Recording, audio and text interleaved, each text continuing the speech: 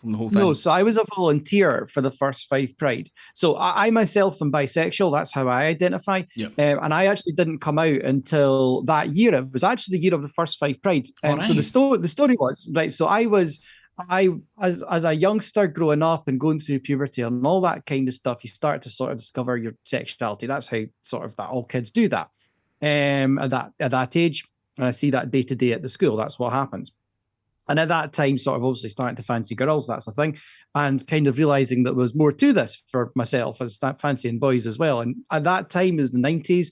And, to make that admission is not something that you would ever done Yep. because you would have been like in bits torn apart on the way home from school. There's no way at that time in Pennycook that you would have got away with that.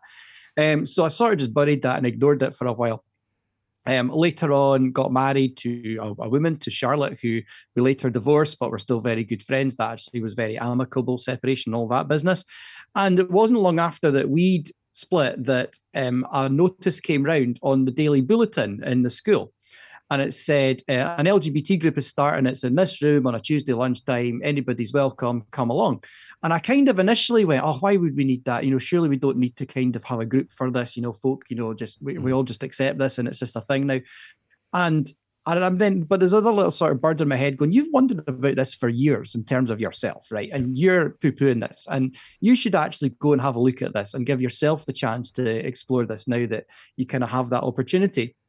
And particularly given that it's been endorsed by the school, because obviously as a sort of LGBT teacher in the past, that was a big issue. And if you're an LGBT teacher back in the day, potentially when I was at school, there was a chance that you could actually be removed from your job.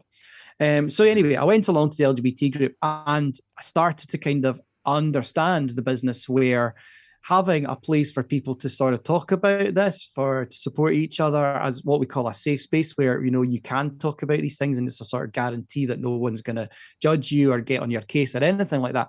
Actually, that was a really important thing.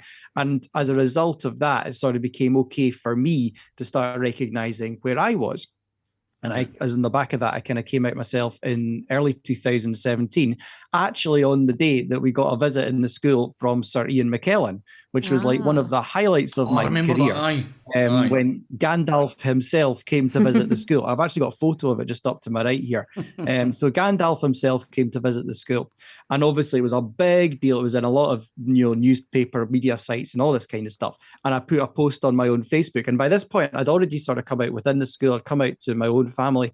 And I thought, okay, this is your day. Let's just do this. And so I put on this that I was very, very proud to be a bisexual teacher at Kirkcaldy High School. And that's how I came out. And so by being part of the LGBT group in the school, I sort of got in tow with kind of LGBT land through that, if you like, the sort of LGBT culture and the kind of world that encompasses.